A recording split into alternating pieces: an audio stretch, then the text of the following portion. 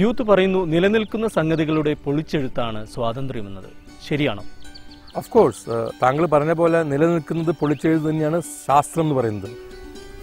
കല എന്ന് വെച്ചാൽ പൊളിക്കാൻ്റെ നിലനിൽക്കുന്നത് ആസ്വദിക്കുക. ശാസ്ത്രം എന്ന് വെച്ചാൽ നിലനിൽക്കുന്നത് പൊളിച്ചു നോക്കുക. അപ്പോൾ എപ്പോഴും എല്ലാവരുടെയും മനസ്സിലൊരു ക്യൂരിയോസിറ്റി ഉണ്ടാവും. അപ്പോൾ ഒരു ഇല കണ്ടാൽ ഒന്ന് പൊളിച്ചു നോക്കണം. അതിൽ ക്ലോറോപ്ലാസ്റ്റ്, ക്ലോറോഫിൽ, ഫോട്ടോസിന്തസിസ് കണ്ടുപിടിക്കും. അത് വീണ്ടും പൊളിച്ചു നോക്കണം. അപ്പോൾ അതിൽ അറ്റോമിക് മോളിക്കുലർ പാർട്ടിക്കിൾസ് വരും.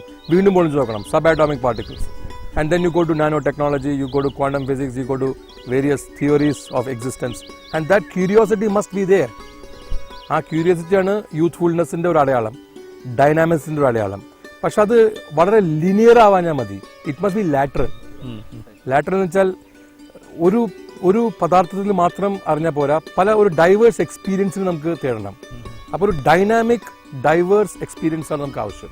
അതുകൊണ്ട് ഒരു ലീനിയർ പൊളിച്ചു നോക്കിയിട്ട് ഒരു ലീനിയർ അണ്ടർസ്റ്റാൻഡിങ്ങിൽ വന്നാൽ നമ്മൾ സ്റ്റാഗ്നേറ്റ് ചെയ്യും.